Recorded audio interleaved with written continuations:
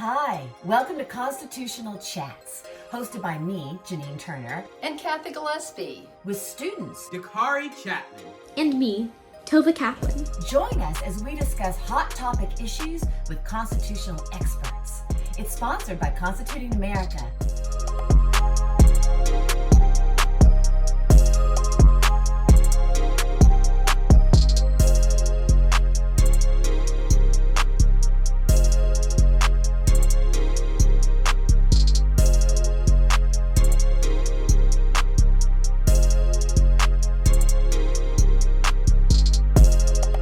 Welcome to our weekly constitutional chat.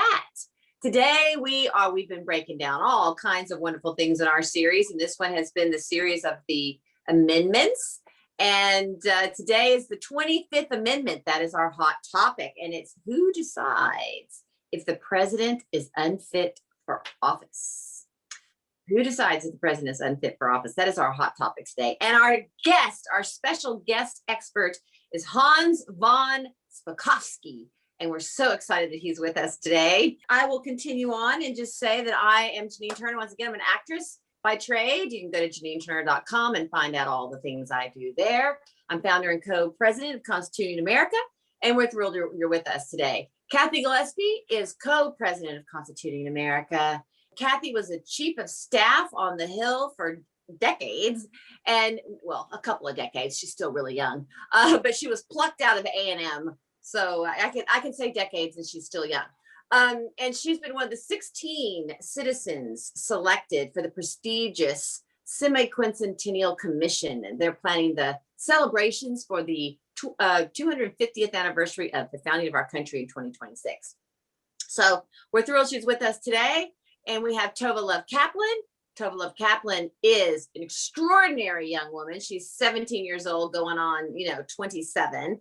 And she's won our contest 3 times and is the National Youth Director for Constituting America. And we're thrilled she's here. So, Cathy, do you want to say hi very quickly and introduce our sponsor for today? Yes, thank you, Janine. We want to thank our sponsor for today, Teresa Avelar Speak, who served in the administrations of President George W. Bush at the Department of Energy, and she served in the administrations of Governor George Duke Majan and Governor Pete Wilson in California. And Teresa wanted us to be sure and mention that she's currently a member of the Exeter Republican Women Federated in California. She was a longtime Virginia resident, and Virginia misses Teresa with her back in California. And Teresa, we want to thank you so much for your support of Constituting America and for sponsoring our constitutional chat today. Yes, thank you. Woo-hoo! Thank you so much. All right, Tova, give us a quick shout out. Hi, everyone. Thank you so much for joining us. Hello, specifically to the 17% high school and middle schoolers, and to everyone else. And Janine, I love your outfit. It is stunning. Well, hey, I've gone from -11 to 75 degrees. So it's just crazy around here. Ah! All right. I survived 11 days on a ranch by myself, trying to get water to my animals and cattle and horses and it was crazy. All right, but it's 75 today. What a difference 11 days makes. All righty, thank you, Tova. Spring outfit. It's spring today. Now I'm going to introduce our special guest, Hans von Spakovsky.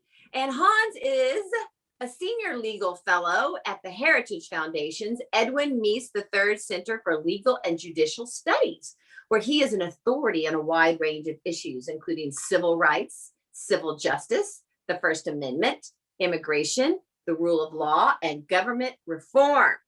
Before joining Heritage in 2008, Hans served 2 years as a member of the Federal Election Commission, the authority charged with enforcing campaign finance laws for congressional and presidential elections, including public funding.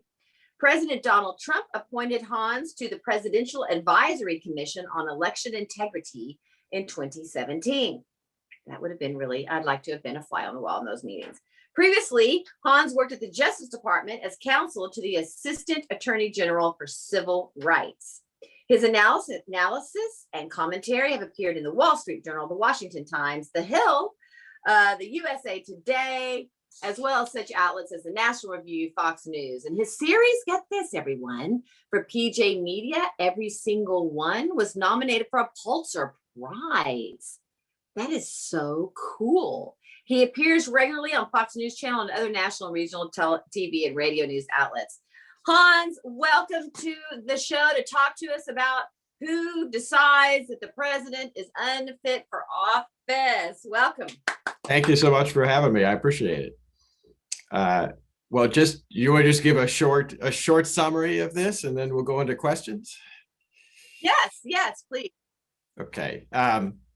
Well, the Constitution actually had a provision in Article 2, Section 1 that laid out what would happen if the president was unable to do his job. But in 1967, we actually passed a constitutional amendment. It's the 25th Amendment, because the problem with the Constitution was it had several failings. First of all, it was kind of ambiguous. There was no definition of what is the inability of a president to do his job. Second, it didn't say anything about what happens if the vice president's office becomes vacant. Also, it didn't say, well, who gets to decide if a president is unable to carry out the duties of his office. And so this was kind of spurred on by the assassination of Abraham Lincoln. And so they came up with the 25th Amendment. And what the 25th Amendment does is it applies to when the office of the presidency becomes vacant because the president is removed from office, such as through impeachment, or otherwise dies, resigns, or becomes temporarily or permanently disabled. In our history, 8 presidents have died in office. So we've had a vice president take over 8 times in our history. But this, as I said, the 25th Amendment also laid out what happens if it's not the president, for example, temporarily handing over the reins of office to the vice president because he's going to be temporarily disabled. That's happened 3 times in recent decades. Ronald Reagan and George W. Bush, both when they had minor surgeries, handed over the reins of government under the 25th Amendment while they were in the hospital.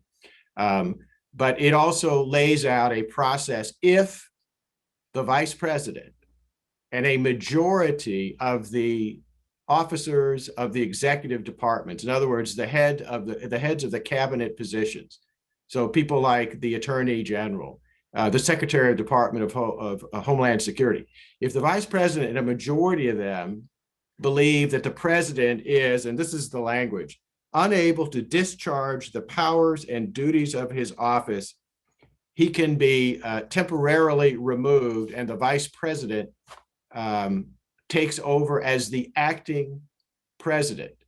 That ends if and when the president sends a written notice to Congress saying, well, I now can resume the duties of my office. If the vice president and a majority of the executive officers of the cabinet agencies, if they disagree, they have to send written notice to Congress. Congress then has to convene, and they have 21 days to decide whether or not the vice president is right or the president is right. And in order to override the president saying, yeah, I can now resume my duties of the office, 2/3 of both the House and the Senate have to vote to agree with the vice president and the cabinet officials that the president is unable to resume his office. That, in a nutshell, is the 25th Amendment. Okay, what is that last thing you just said? 2/3 what? If a president is removed from office, not himself voluntarily doing it, as happened with Ronald Reagan and George Bush when they had surgery, but if the vice president and a majority of the cabinet officials, they decide the president needs to be removed from office because he's unable to discharge his duties, and the president disagrees, then what happens is it's tossed over into the lap of Congress. They have 21 days to debate it, make a decision. And when it comes to the vote, it takes a 2/3 vote of the House and a 2/3 vote of the Senate to say, no, the president is still not able to carry out the duties of his office. Fascinating. Yeah, it's interesting that we haven't had to actually use this amendment. That's right. Is it 8 presidents that have passed? Yeah. They all, did you say 8? 8. Eight all presidents have died in office. Right. Okay. 8. So they all passed before this amendment was ratified in 1967, Right. as you have pointed out, after the LBJ JFK situation that was obviously very frazzled at Right. the time. So that's interesting that all the presidents that have passed have been before this. So, okay, let me ask a couple of questions. It's really interesting to me that it's the cabinet that decides whether he is no longer able to serve for office. That's good and that's bad, I think, because on the one hand, it's good for the president because it's the people that he's appointed, the cabinet he appoints. Right. And then the Senate still has to approve some of the cabinet, correct? Yes. But he appoints, nominates. Yeah. But nevertheless, they're kind of his people. So that's good for the president, but it's also made perhaps bad, is it not, for the country if the people are just going to prop him up and him or her in some room and continue to keep things going the way they want it to go behind the scenes, sort of like a marionette in a puppet show. So it's a little bit, it can swing both ways, can't it? It can, and it's that way now. But if you look at the 25th Amendment, it actually says that it's the decision of the vice president and a majority of the cabinet secretaries, unless Congress designates a different body to make that decision. And so if Congress actually wanted to pass a law that says that rather than the cabinet officials deciding with the vice president how this would happen, they could set up some kind of commission. And actually, Nancy Pelosi, at the end of the last Congress, I think in December, actually introduced a bill. It didn't go anywhere, but she actually introduced a bill that would have done exactly that. It would have set up a commission with members appointed by Congress to help make that decision. My dog is having a dream. So I don't know if you can hear that little woof woof, the little grrr as she's dreaming. I didn't catch that part. So that is a good equalizer to the cabinet, because his cabinet may want to protect him, but then Congress can actually vote to look into it and do it themselves. Fascinating. That's really, I didn't realize that was in there. So if Congress does it, meaning they would create a commission, they would look into it, and then they would pass a law that says then they vote on a law. They would have to put in a law that creates a separate body, some kind of commission that takes over the role that currently is held by the cabinet officials. So the commission would decide, or would that have to have a 2/3 vote as well?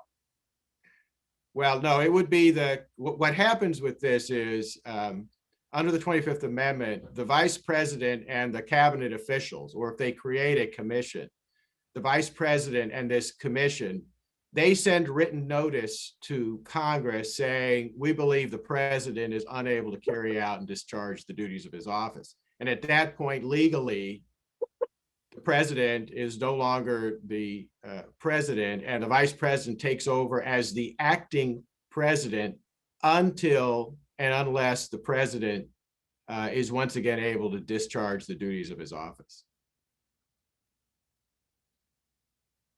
Okay, that confused me just a little bit. So let me see if I'm going to toss it over to Tova here. Let me just try to run down a little bit.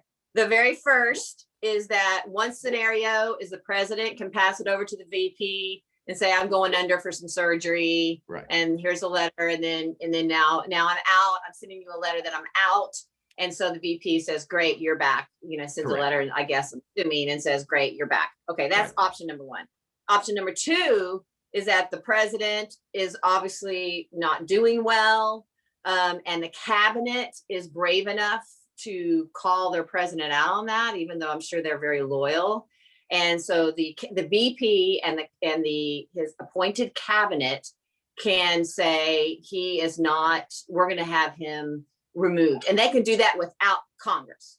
Yes, they can do it without Congress. Now they have to notify Congress that they're doing it, but they can do it without Congress. And Janine, just to give you a quick example of when this might have been useful in American history, is remember that this amendment wasn't ratified till 1967, but in 1919, President Wilson suffered a stroke, and the historians say he was so debilitated that he really couldn't function as president, and basically his wife carried out the duties of the presidency. But because this amendment wasn't in place at the time, there was no ability of the vice president and the cabinet officials to actually remove Wilson from office and have the vice president take over as the acting president. That's a wondrous piece of history there. But also, would they have had the courage? Yes. Would the cabinet have the courage to do that? I think is one thing. Obviously, I guess if you're the president, you want to make sure you keep in good stead with your cabinet because that cabinet has a lot of power. The VP and the cabinet have a lot of power, can take you down if they want to. Okay, so number one is just I'm having some surgery and letters go back and forth and it's over. Number two is the president is no longer fit for office, and so the VP and the appointed that he picked she picked and the cabinet that he appointed can say he is no longer fit for office and he's out. And they have to alert Congress, but they don't have to. Congress does not have to approve it. I find that to be really a lot of power for these people. That's interesting. The third scenario is that he definitely is unfit, but the cabinet doesn't have the strength to do anything about it. They'd rather kind of be in charge themselves and prop the president up. So Congress creates a commission and says, we as Congress believe we're going to look into this. And the commission then says he is unfit for office, and it has to pass by whatever they write up that he's no longer fit for office by 2/3 of the House and the Senate. Is that correct? Well, remember, the commission only replaces the executive officers. So it's still the commission and the vice president who have to agree that the president is not fit for office. But once they do, let's say the commission does agree with the VP. Right. Well, let's say the appointed cabinet doesn't want to do it, and the VP is ambiguous. So Congress takes it into their own hands and they bring in the commission. You're saying the commission still has to have the approval of the cabinet? Yes, Congress cannot remove a president except through impeachment. The only other way for the president to be removed is the joint agreement of the vice president and his cabinet secretaries, or the vice president and some kind of commission, if Congress were to set up a commission to replace the cabinet secretaries. Okay, now that's a different scenario. Is the commission making the decision whether to take the president out of office, or is the commission making a decision whether to replace his cabinet? No, the commission replaces the cabinet officials in deciding, along with the vice president, whether the president is unable to discharge the duties of his office. Okay, so the commission doesn't have to have approval from the cabinet, but the commission has to have approval from the VP? Yeah, it's a joint decision. So the vice with president, the VP. Yeah, the vice president and the commission have to agree. Okay, but the cabinet can be pushed aside if the congressional commission comes in. Right. They have to get the VP to approve. Yeah, if Congress sets up a commission, the cabinet secretaries basically drop out of the equation and have no say over it. Interesting. But the VP still holds the card. Correct. But when does the vote come in with the House and the Senate, the 2/3? If the VP and the cabinet secretaries, or the VP and a commission, if they remove the president, but the president disagrees. The president sends written notice to Congress saying, hey, I'm not disabled. I can fully carry out my duties. Then the decision, because you have conflicting decisions between the two sides, that then goes over to Congress. Congress has 21 days to debate the issue. And if they believe the president should be removed because he's disabled, it's going to take a 2/3 vote of both the House and the Senate to do it. Okay, if the president disagrees. Okay, last thing I'm going to ask. Yeah, if the president is so incapacitated, like say Woodrow Wilson with a stroke, and he can't speak for himself, though I'm sure somebody could write a letter as if he were speaking, but let's just say he can't speak for himself, but the cabinet doesn't want to take him down. So Congress comes in with the commission and goes to the VP, and the commission agrees, or let's just say even the cabinet and the VP agreed and the commission and the VP agree, either scenario, then he's out or she's out, no vote. Correct. The vote only happens if the president says, wait a minute, I'm fine, what are you doing? That's exactly right, yes. Yay! Okay, I understand it. Thank you. See, I always walk things through for the audience and the younger kids in the audience, so that we can really make sure we get it. Okay, right. Tova, you're on. Great, thank you. This is so interesting. So could you talk more about the amendment itself? Like, talk more about the historical context that it was, and was Sure. Was it a bipartisan bill? Was there opposition to it? Could you just talk about that process a little bit? Sure. No, it was a bipartisan bill. And one of the reasons for it was something actually Janine mentioned earlier, which was that before the amendment was in, prior vice presidents hesitated over coming in and taking over when they needed to do it, because they didn't want to look as if they were trying to, usurp the president. And, one of the examples of that is, remember, in the 1800s, President James Garfield was shot by an assassin.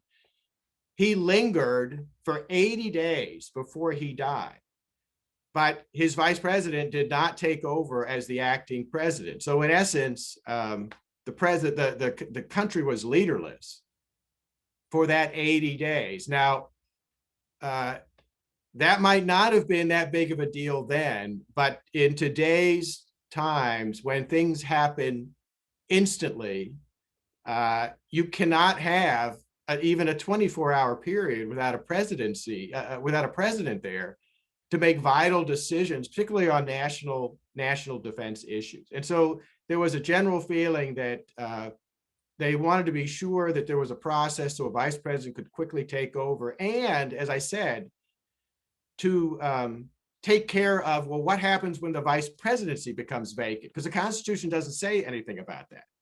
And that's why they put in a provision saying that if the vice presidency becomes vacant, what happens is the president nominates whoever he wants to be vice president, and then they have to be confirmed by both the House and the Senate. And that's actually been used twice now in our history. In 1973, Vice President Agnew resigned, and President Nixon appointed Gerald Ford, who was in Congress, to become the vice president. And then the very next year, when Nixon resigned so that he wouldn't get impeached, Gerald Ford became the president, and he nominated New York Governor Nelson Rockefeller to become the vice president. And in both cases, of course, they were confirmed by the House and the Senate. Wow, okay, thank you. That really clears it up. And then why do you think the original wording in the Constitution was so vague? Did they recognize at the time when they passed it that they might run into problems, or was it just a blind spot?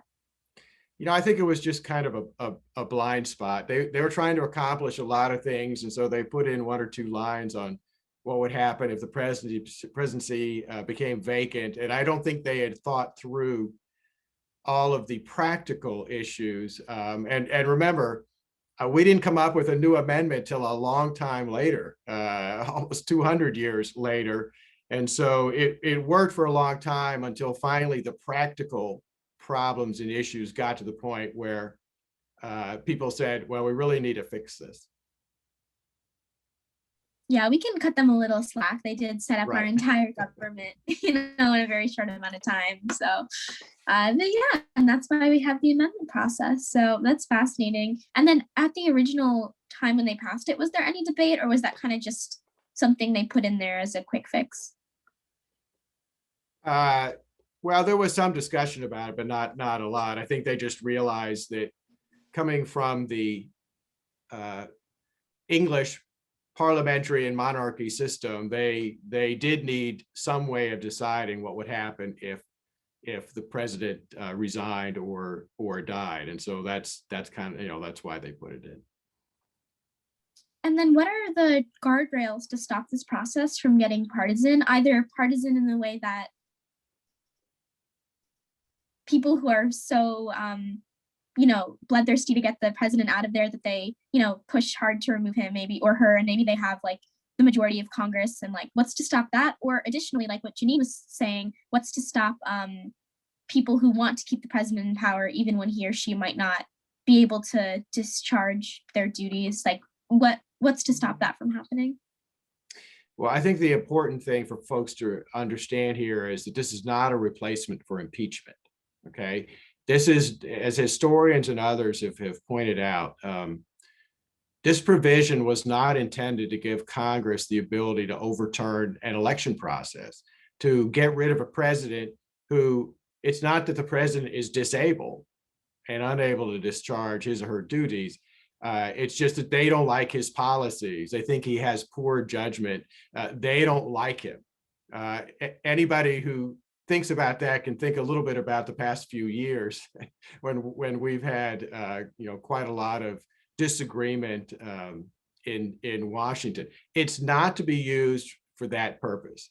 And that's why they put in a 2/3 vote needed in the House and Senate if there's a disagreement between the president and the vice president over whether he's able to discharge his duties. It's pretty tough to get a 2/3 vote to remove a president. I mean, if you doubt that, just take a look at the 2 impeachments of Donald Trump and the attempted impeachment of President Bill Clinton. In all 3 cases, the impeachment process lost because they couldn't achieve the 2/3 votes needed. On the other side of your question, look, I've been in Washington for 20 years, and while there are a lot of people here who don't always do the right thing, but let politics drive what they do, I just don't think, and I don't care whether it's a Democratic administration or Republican administration, I don't think the vice president and a majority of the cabinet officials would allow a president to stay in office if they really believed that he was disabled and unable to discharge his duties. I think I would trust in the fact that they would act to do something about that. And then what's the precise meaning of disabled? Is it like, is there any standard or precedent for what that means? No, there's one line in the amendment, and it's unable to discharge the powers and duties of his office. That's the language. And so really, again, it's up to the vice president and the cabinet officials to make that decision. Okay, and this is kind of a random question, but it just occurred to me. If we ever have a woman president, which hopefully we will one day, is the gendered language of the Constitution going to be an issue? Is that something that we're going to? No, it doesn't. That's not a problem. Add in, it's people will interpret it. No. Okay. Problem if they were like opposed to whoever the female president is, could they be like, oh, it says he, No, we can't remove you. No, that's legally, that's not an issue.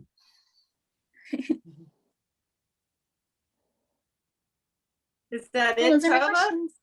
Yeah. Okay. I just want to comment. Good question about disabled, though. That's really true. Unable to discharge their office. I mean, I suppose you could slant that any way you wanted. And it's interesting, Hans, what you say about the fact that it's not meant to impeach, but they could impeach. I mean, if the president came back and said, I'm completely fine, I mean, they could use the 25th to impeach if they really wanted to. Yes, it's hard to get 2/3 of the vote, but if enough people wanted to overturn an election and say, I mean, gosh, you never know what Right. Weird things can happen in the country. Let's say some charming figure comes in and wants to take over the country, and they say, well, let's get this guy out. Let's say you're in Russia, you know what I mean? Or China. Right. I could really see this amendment being used most, quickly to, if the president, as American president would come back and say, hey, I'm fine. And then, we're being overrun. They can say, oh, we're going to stand by your Constitution. And then quickly, 2/3 of the House and Senate are used to get him or her out of office. So it could be used as an impeachment in some weird, I mean, yes, you're correct. It's very hard to get 2/3, but it's without precedent at the time, but it certainly could happen. Okay, Cathy, your turn. Well, thank you, Hans. This is an amendment I really didn't know a lot about. I've learned so much today. One of our listeners, Bill Herrenberg, asks, what role does the Speaker of the House play? Is that in the line of succession to become president if both the president and vice president cannot serve? And I did a little bit of quick Googling before I hand it over to you. And it sounds like to me that may be a law that was passed. Yes. And then so my additional question would be, how could a law set that out? Why was that not put in a constitutional amendment? How can just a statute affect secession? Well, remember that the Constitution doesn't set up and organize the executive agencies. There's nothing in the Constitution about having a Department of Homeland Security, for example. The only succession language in the Constitution is the vice president taking over for the president if he is no longer in the office. So that actually left it up to Congress, gave Congress the ability through federal law to then come up with the order of succession. And as you correctly said, if both the vice president and the president were suddenly out of office, it would be the Speaker of the U.S. House who would take over next. And then the federal statute actually has a whole long list of people, the line of succession. I mean, they don't just have the first 3 slots that would take over. They have a whole long list of people who would take over as president if some terrible disaster occurred and lots of officials in Washington were somehow killed or otherwise not available. Yes. Give top 5 or 10. I think that's really interesting. So it'd be president, VP, Speaker of the House. Who's next? Off the top of my head, I don't remember. I think the president pro tem of the Senate may be next, but it's been a while since I looked at that statute. That statute has never come into play, as you know. Yeah, but it's just interesting to think about. I'll Google it. I have it if you need it. I have it. Oh, what is it? Vice President, Speaker of the House, President pro tempore of the Senate, Secretary of State, Secretary of the Treasury, Secretary of Defense, Attorney General, Secretary of the Interior. That's the first few. There's more, but. And you never hear about the Secretary of the Interior. Well, you'd have to get pretty far down there to. Yeah. Well, I'll tell you something that's interesting. You probably know the Jack Ryan character, the CIA agent. Tom Clancy, who wrote those books, actually wrote a novel many years ago prior to 9/11, in which he forecast a fictional plot in which an airliner was flown into the U.S. Capitol right in the middle of the State of the Union address. And because of that, almost everyone in the line of succession was killed. And Jack Ryan, who was a very lowly government official, ended up as president of the United States. Very unlikely that happening, but that's a fictional novel that someone imagined what could happen if something like that occurred. I think there's a Keith Sutherland show that's that too, right? What's it called? Designated Survivor. Yeah. Right. That's right. He did that after 24, I think. Yeah. So before we'll go back to Cathy really quickly, but I just wanted to for our younger viewers, you don't hear much about the president pro tem of the Senate. You hear a lot about the Speaker of the House. You hear about the majority leader and the minority leaders in the Senate. Who exactly, like who right now is the president pro tem of the Senate? Can you Google that, Lisa? I mean, or you may know, Hans. Who's the president? What is that exactly? I want to explain that to our younger viewers, what the president pro tem of the Senate is.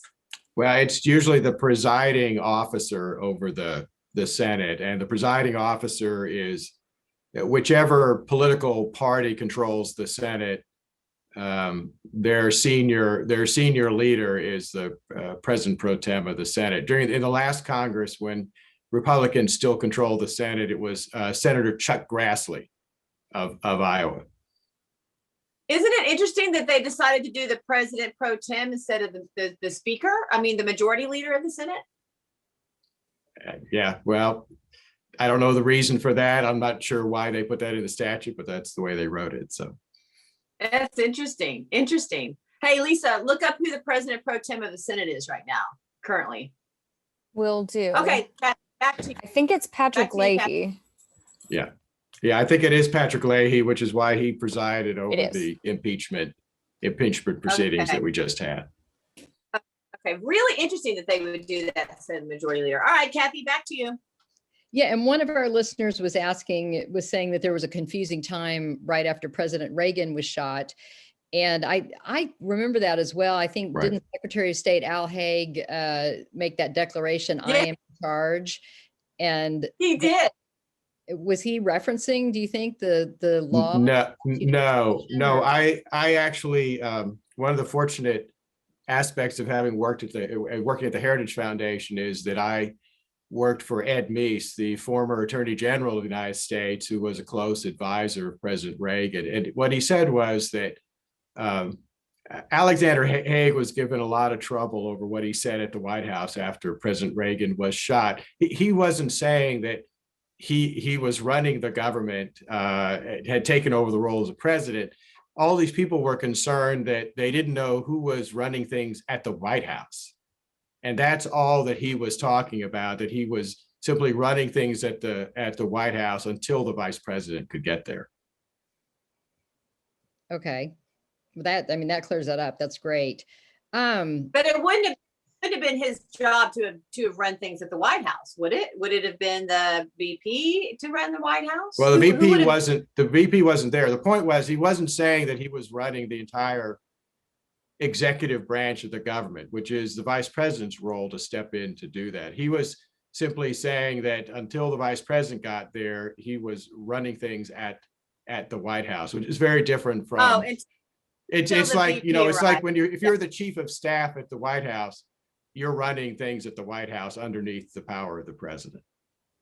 But, this isn't against Haig, because my dad's a West Pointer and Haig was a West Pointer, right? Wasn't he? Yeah, so I have no qualms with Haig. But I'm just trying to understand that if someone's waiting for the VP to get there and you want to know who's holding down the fort, so to speak, at the White House, whose job would that be? Would that be actually the Speaker of the House's job? No, it would be normally the chief of staff for the president. The chief of staff would hold down the fort at the White House. Okay. Interesting. I guess that's in the law, the statute. Well, no, that's not in the law. I mean, that's just when I say he's holding down the fort, I mean, he's simply the guy directing the staff at the White House. He's not running the executive branch. He can't make any major decisions on anything. He was just simply saying that he was directing the staff at the White House until the vice president could be there to basically take over as the acting president. I remember his face. It's one of those moments. I remember his face on television when that happened. Okay, Cathy, back to you.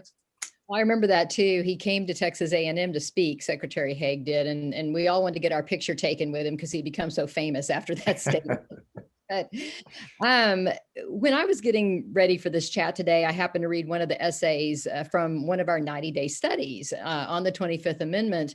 And one of our essayists had written something that I had a question about. He wrote, reportedly, Presidents George H.W. Bush and Bill Clinton established detailed plans in compliance with Section 3 to deal with incapacity during their terms, although ultimately they never needed to be invoked. I was just wondering, do you know anything about that and what kind of plans those would be? And does every president write out plans to deal with possible incapacity? I don't know about the specifics of those plans, but I think that every presidency, their chiefs of staff and their staffs, they write out contingency plans to cover almost everything. And I would assume that a basic thing they would want to cover is if the president becomes disabled or has to go in for surgery, how are we going to handle that? So that doesn't surprise me at all. In fact, that's a smart thing that they ought to do. Okay. And then Lucia Lee Booth, another one of our listeners, goes back, and this may be something that we've addressed, but we might want to clarify one more time. She writes, if vice president and cabinet demur and the 25th goes to Congress, do either Speaker of the House and or Senate Majority Leader or President Pro Tem make the initial movement to use the 25th Amendment? No. It always has to be the vice president has to make the first move? Is that right? Yeah. Congress cannot remove the president under the 25th Amendment. The vice president and the cabinet officials have to agree that the president has to be removed. Congress's power is through the impeachment clause. Okay. And then Professor Klinger. Wait. But Hans, didn't we go over this? Just so maybe I'm very confused. Congress can do it because they can call their own commission, and they can, as long as they have the VP, I guess, graces, right? Well, yeah, but Janet was assuming that the vice president and the cabinet officials or the commission say, no, the president doesn't need to be removed from office. I think you were asking, can Congress do it on its own? And Congress can't do it on its own. The only way Congress on its own can remove a president is through the impeachment process. The listener had asked if the vice president and the cabinet demur can Congress take in, and then you have to have the vice president. And then Professor Klinger makes an observation, and I'd love to hear your reaction to it. The members of the cabinet serve at the pleasure of the president. If a president presumed that some members of his or her cabinet were going to vote to rule him unable to perform the duties of the office, the president could fire cabinet officers who were suspected to vote against him. Is that true? Or? That is absolutely correct. Yes. And then Lucia Lee Booth writes back and says she was asking if it was the vice president and speaker or VP and Senate, or do both the House and the Senate have to be involved? Only if there's a disagreement between the vice president and the cabinet officials and the president. So the vice president and the cabinet officials say the president needs to be removed because he's disabled. But the president says, I'm not disabled. Then it goes over to Congress. And yes, both the House and the Senate have to vote on whether the vice president is correct or and the cabinet officials, or whether the president is correct. And to override the president saying, hey, I'm able to work, it takes a 2/3 vote of both the House and a 2/3 vote of the Senate. Okay. So if the VP wants to declare unfit, but the cabinet doesn't. Gosh, hang on. I forget like what my question was. I think you're saying if the vice president wants to remove him, but the cabinet officials say no, he shouldn't be removed, then the president can't be removed. The 25th Amendment conditions are not met. Right. So let's just say he's completely or she incapacitated. if the VP says yes, but the cabinet says no, or vice versa, it ends right there. The only way Congress can come in, and I think this is the only way Congress can come in, is if the president pipes up with a letter and says, hey, I'm fine. Correct. And I can't, that's the only time the Congress comes in. Under the 25th Amendment, that's correct. Does it stipulate whether it's a letter or whether he or she has to make a presence? Because anybody can write a letter. It's a written declaration. So the president has to make a written declaration. The vice president and the cabinet officials have to make a written declaration. So that to me means they have to send a letter over that they sign from them, declaring whether the president's disabled or not disabled. Okay. All right. I think we're getting it here. Cathy? Well, one other interesting thing that I read is this actually first, the big movement for this started when President Eisenhower had a heart attack. Yes. But then they backed off pursuing it because President Kennedy was so young, which ironically, then it was his assassination that I guess spurred them forward with it. Yeah, no, that's my understanding of the history of this also. But let's see if we have any more listener questions. Professor Klinger says, normally only the Senate is involved in executive approval of decisions. Why did the 25th Amendment bring in the House when only the Senate had been involved for so many years? Because I don't think the drafters of this constitution, I think what the drafters of this amendment feared was political figures using this, as I said before, to go after and remove a president, not because he's actually disabled or unable to do his duties, but because they don't like him.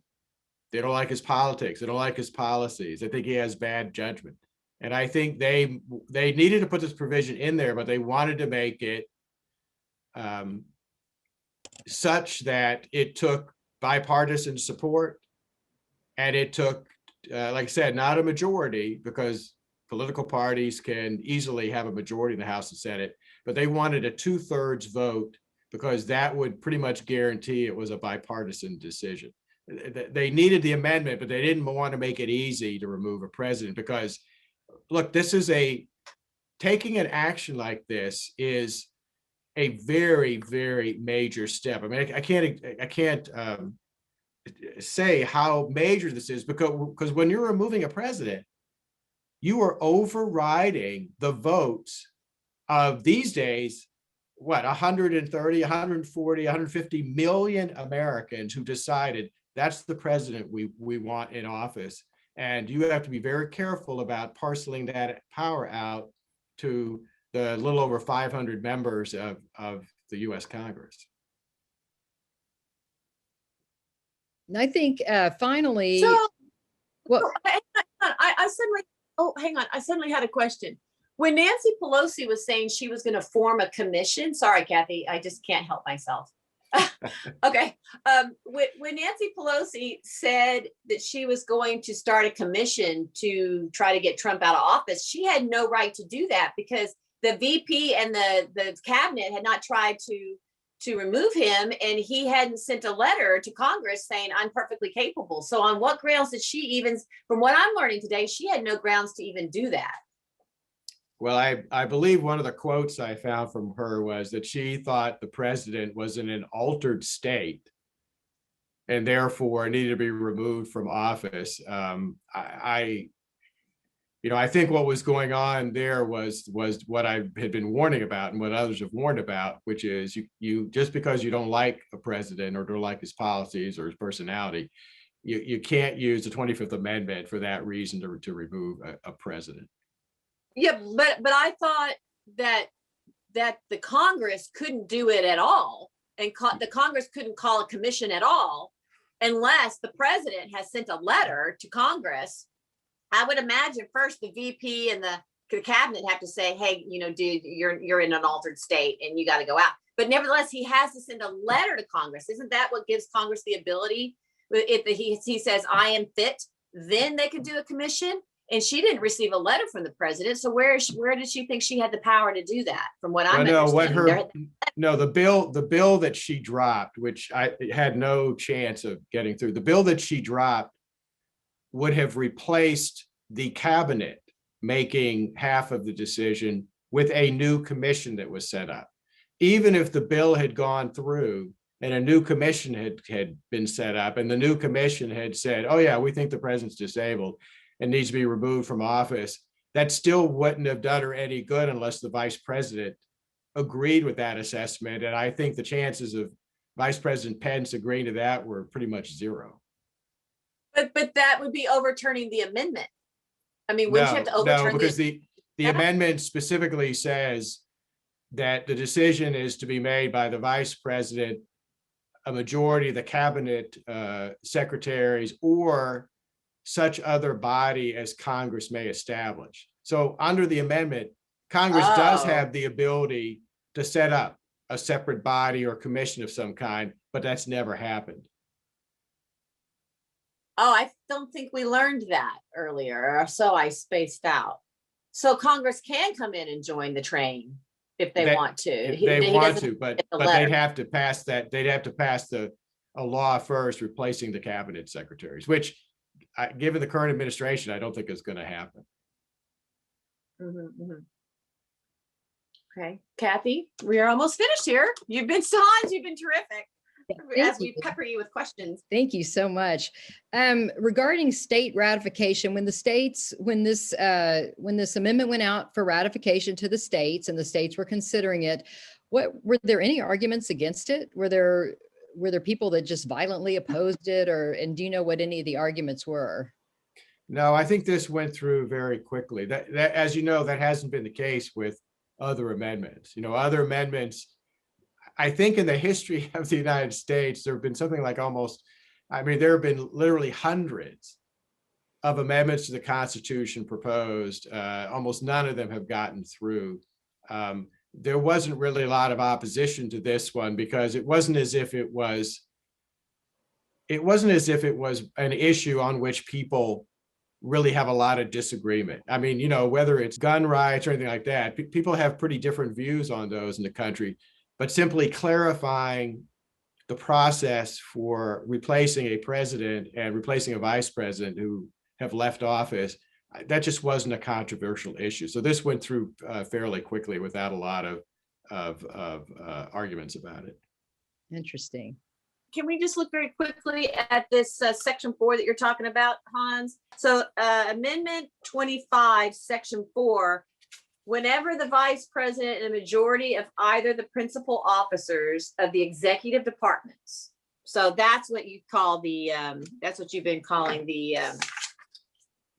cabinet, right? Whenever the vice president and a majority of either the principal officers of the executive departments, the cabinet, or such other body as Congress may by law provide, transmit to the president pro tempore of the Senate and the Speaker of the House of Representatives their written declaration that the president is unable to discharge the powers and the duties of his office, the vice president shall immediately assume the powers and duties. But that doesn't say they have to have a vote here. Does it go on to talk about that? That's only if you keep going. If it then goes into the language about if the president notifies. So the second paragraph here is if the president says, "Hey, wait a minute," then everything else comes into effect. Okay, yes, exactly. I was really the impression that the Congress couldn't do anything unless the president came along and said, "No, hey, dude, I'm perfectly fine. You can't do this." But it looks like here they actually can. The Speaker of the House with the VP. Interesting, really interesting. I thought everybody might want to see that. Just up there so that we're all super clear by the time we get off. So once again, it's the VP has to say it, and then either the VP and the cabinet, or it can be the VP and the president pro tempore of the Senate and the Speaker of the House. They can send a written declaration too. Well, no, it has to be they'd have to pass a law, as it says, replacing the cabinet with some other body, and there's no, I don't think there's any way that if Congress introduced a bill saying that the other body that would make this decision is the Speaker of the House and the Majority Leader of the Senate, there's no way that would ever pass.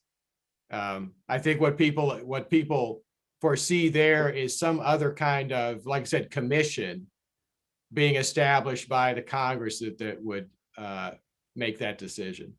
The key words in the first paragraph would be the executive departments or such other body as Congress may by law provide. So there has to be a law. Yeah. Okay. Four very important words there. Yes, Cathy, you were going to say? Well, one last question, and this ties into that, and Professor Klinger is asking it. So if Congress does pass a commission, Correct. Could the president veto it? Yes. Yeah, because they have to establish it with a bill that passes Congress, and the president could veto it. Or for example, this is kind of interesting.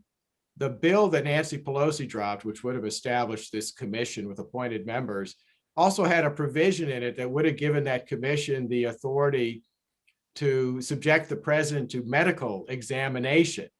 Well, the problem with that is Congress doesn't have the power, the constitutional power, to require a president to undergo a medical examination. So there were quite a number of problems with this bill that was dropped. But like I said, it didn't actually go anywhere. Okay, yeah. Did everyone get the may by law provide? So so they're saying that it's the VP and his cabinet or such other body as Congress may by law provide. So that means they have to create a law saying they do a commission and do a law, and then that would have to pass, but not with 2/3. It would just have to pass. It would be a majority vote in the House and Senate to pass the bill, but then the president would have the ability to veto it if he didn't like it. Right, and then everything else with the 2/3 kicks in if the president comes back and says, "Hey, you can't do this to me." Yeah. Woo! Okay. I thought I had it all figured out until this little kicker at the end. So I'm so glad that now I get that that may by law provide. Fascinating. Okay, really terrific. Really terrific. Yes, Hans? Well, I was just going to say to folks who might find this confusing, now you know why the 9 justices on the Supreme Court often disagree on interpreting provisions of the Constitution, because some of it sometimes is confusing. Yeah.